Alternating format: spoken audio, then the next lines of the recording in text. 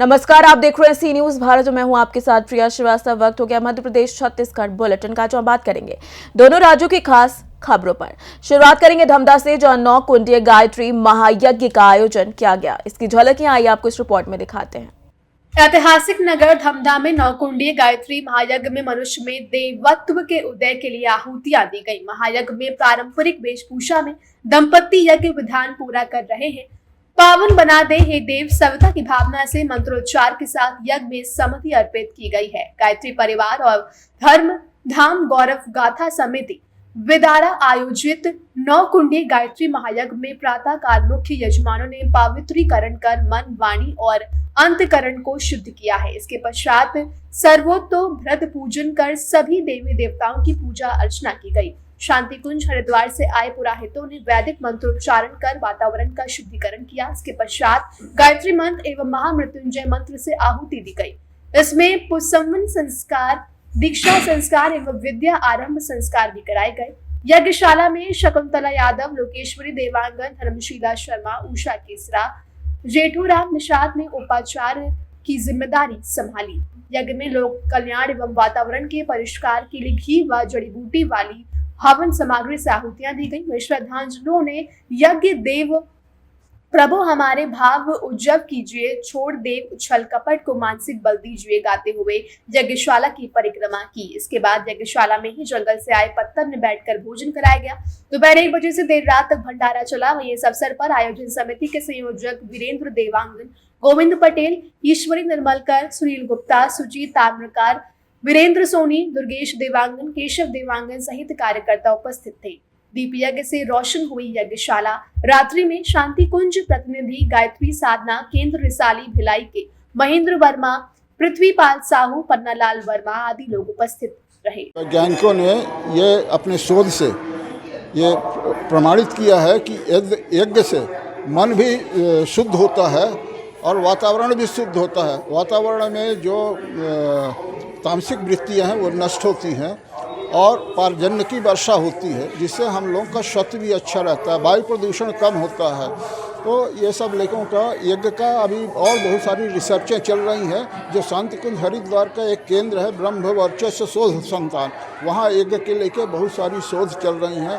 अलग अलग बीमारियों के लिए यज्ञ के माध्यम से यज्ञ थेरेपी, यज्ञ महाविज्ञान, इसके विषय में बहुत सारा शोध चल रहा है। आने वाले दिनों में लोग यज्ञ का महत्व समझेंगे। अभी तो समझ रहे हैं लेकिन और अधिक समझेंगे।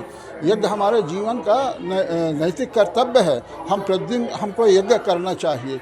इससे जो हमारे घर के आसपास का वातावरण में भी पॉजिटिविटी का प्रसार प्रहार होता है। अखिल विश्व गायत्री परिवार के तत्वाधान में 9 कुंडी गायत्री महायज्ञ का आयोजन धमधा नगर में गायत्री मंदिर के पास ये आयोजन किया जा रहा है। इस आयोजन में धमधा क्षेत्र के लगभग 20 से 25 गांव के लोग सम्मिलित हो रहे हैं। प्रत्येक घरों में घर घर जा कर के अन्न घट का वितरण किया गया है और उसके द्वारा एक एक मुट्ठी का अंशदान प्रत्येक घर से यहाँ आया हुआ है। उसके माध्यम से पूरा भंडारा 3 दिन का लगातार चल रहा है और आज पूर्णाहुति का समापन है। 21 से 23 दिसंबर तक यह आयोजन हुआ है। इस आयोजन के माध्यम से हम जनमानस में जो देवत्व का उदय और धरती पर स्वर्ग का अवतरण, इस धारणा को लेकर के परम पूज्य गुरुदेव पंडित श्री राम शर्मा आचार्य जी ने जो हमें दीक्षा के माध्यम से जो गुरु मंत्र दिया हुआ था, इस गुरु मंत्र को और इस सपने को साकार करने के लिए कि हर मनुष्य में देवत्व का उदय हो, इस संकल्प को लेकर के प्रत्येक जनमानस को जगाने के लिए और धर्म के मार्ग से यज्ञ के माध्यम से जोड़ने का प्रयास कर रहे हैं। हम सब जानते हैं कि यज्ञ के माध्यम से वातावरण तो शुद्ध होता ही है, अंदर का जो आत्मा है वो परमात्मा से मिलने का एक सशक्त माध्यम बनता है और इसी उद्देश्य से हम सब धमधा नगर के पूरे कार्यकर्ता काम कर रहे हैं, जिसमें हमारे सभी कार्यकर्ताओं का अपूर्व सहयोग है। खैरागढ़ से सी न्यूज संवाददाता हेमंत पाल की रिपोर्ट।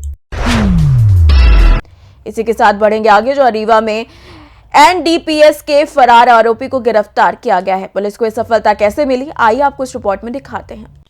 रीवा में पुलिस अधीक्षक विवेक सिंह के कुशल निर्देशन एवं अतिरिक्त पुलिस अधीक्षक अनिल सोनकर व नगर पुलिस अधीक्षक डॉक्टर ऋतु उपाध्याय के कुशल मार्गदर्शन में थाना प्रभारी विश्वविद्यालय एवं थाना प्रभारी चोरहटा की टीम विदारा थाना चोरहटा के क्रमांक 245/2024 धारा 8 20 बी 25 25 ए 29 NDPS एक्ट के तहत फरार इनामी आरोपी लालमणि जायसवाल को गिरफ्तार किया गया। तत्काल थाना प्रभारी चोरहटा निरी श्रृंगेश सिंह चौहान द्वारा मुखबिर सूचना पर रेड कार्रवाई करते हुए हमरा स्टाफ के ट्रक के वाहन स्वामी चालक जुगराज सिंह एवं वीर सिंह के कब्जे से ट्रक सहित कुल 5 कुंटल अवैध मादक पदार्थ गांजा कुल कीमती 50 लाख रुपए को जब्त किया गया है। गिरफ्तार आरोपियों के मेमोरेंडम कथन के आधार पर प्रकरण में लाल प्रताप सिंह एवं राकेश उर्फ राजू गुप्ता लालमणि जायसवाल को आरोपी बनाया गया था, जो प्रकरण में आरोपी लाल प्रताप सिंह व राकेश उर्फ राजू गुप्ता को गिरफ्तार कर न्यायालय पेश किया गया है। जो कई दिनों से फरार भी चल रहा था।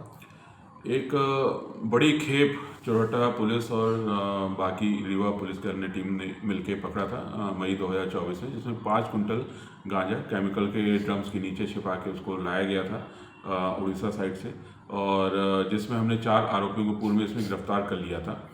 एक जो मुख्य आरोपी है जो पूरा इसमें इस खेप को लाना और उसको पूरी डीलिंग करना वो जो किया था, लालमणि जायसवाल, वो तत्समय से ही फरार था और उस पर 10,000 का इनाम घोषित किया था, जिसको गिरफ्तार करने के हम लगातार प्रयासरत थे और इसको गिरफ्तार करने में पुलिस को सफलता मिली है और इससे लगातार पूछताछ इसमें की जा रही है। ये पहले भी इस तरह के अपराध में इन्वॉल्व रहा है, जमानत पे आने के बाद ये पुनः इस तरह के अपराध ये करता पाया गया था और अभी इससे पूछताछ जो की गई है उसमें हमको कुछ अन्य खुलासे, हमको कुछ और जानकारियाँ में मिली हैं, जिससे आगे भी कार्रवाई करने में हमको और इसमें हेल्प मिलेगी।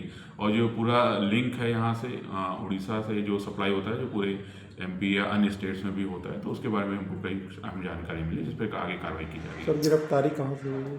गिरफ्तारी इसके निवास के पास से हुई है, जैसे वहाँ से जानकारी मिली थी। सर, नशे का जो कारोबार कर रहे हैं रीवा में, तो इनको परमानेंट बंद करने के लिए क्या उपाय किए जा रहे हैं? परमानेंट नहीं है, इसमें ये होता है कि कई बार जो पहली बार अपराध करते हैं या कम मात्रा होती है तो उसमें न्यायालय उनको जमानत दे देती है, लेकिन जब वो 1-2 बार वो पकड़े आते हैं तो उसके बाद न्यायालय उस चीज़ को चेक करके उस चीज़ को संज्ञान में रख के फिर जमानत उनके लिए और मुश्किल होती जाती है। तो जब भी जैसे अब इसका संभवतः, क्योंकि इसको हमने दूसरी-तीसरी बार पकड़ा है, तो वो संभवतः न्यायालय से उसकी जमानत इतनी आसानी से नहीं होगी। रीवा से सी न्यूज संवाददाता अर्जुन की रिपोर्ट।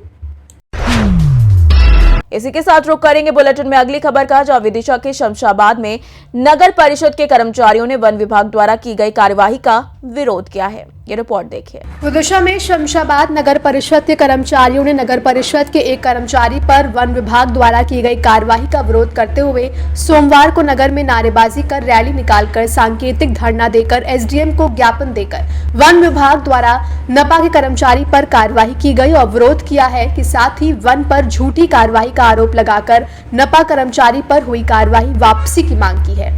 साथ ही मांग पूरी नहीं होने पर 25 दिसंबर से हड़ताल की चेतावनी दी है। बता दें कि शुक्रवार को वन विभाग द्वारा नपा की लकड़ी से भरी ट्रॉली को जब्त किया गया है। ट्रॉली से सागौन की इमारती लकड़ी को जब्त कर नपा के एक कर्मचारी पर कार्रवाई की गई, जिसका नपा के कर्मचारियों ने आज विरोध किया है। कर्मचारियों ने बताया कि शीतकाल के चलते जिला कलेक्टर के आदेश पर नगर में अलाव के लिए लकड़ी के लिए जंगल से लकड़ी ला गई थी, जिस पर वन विभाग ने ट्रॉली जब्त कर कार्रवाई की है। नगर पंचायत कर्मचारी हूँ। आज हमारे कर्मचारियों पर वन विभाग द्वारा झूठा प्रकरण दर्ज किया जा रहा है। दिनांक 18 तारीख को शासन निर्देश अनुसार कलेक्टर महोदय एवं वन विभाग सीएम महोदय के निर्देश अनुसार लकड़ी लेने नगर में अलाव जलाव हेतु गए थे कर्मचारी। लगभग 16 कर्मचारी को पूरा आदेश निकला था। वहाँ से जो लकड़ी लाए वो चौकीदार जो वहाँ पे थे उपस्थित, उनके सबके देखरेख में लाए, उनके द्वारा ही लकड़ी उठाई गई है, दी गई है।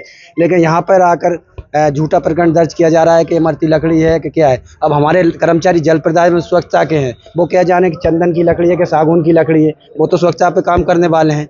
तो झूठा प्रकरण दर्ज किया जा रहा है। हम सारे कर्मचारी परिवार ने आज न्याय की मांग माननीय SDM महोदय से की है कि हमें न्याय दे, न्याय नहीं दे तो हमें मजबूरन उठा के 25 तारीख से हड़ताल पे जाना पड़ेगा, जिसकी जवाबदार शासन प्रशासन होगी। हम तो छोटे कर्मचारी हैं, सभी लोग पेट पाल रहे हैं। कर्मचारियों ने ज्ञापन दिया कि 18 तारीख को कलेक्टर महोदय के निर्देश अनुसार शीतकालीन में अलाव के लिए जो लकड़ियाँ लाती हैं वितरण करती हैं, वितरण करते हुए रेंज वालों ने ट्राली ज़बरदस्ती हमारे कर्मचारी से रेंज में ले गए और बताया गया कि लगे कि वो कामगीदा लकड़ी हैं, जबकि उनके कर्मचारियों ने वहाँ से बीट वो थे नाकेदार, उसने ट्राली भरवाई और चौकीदार हाथ में था उनका।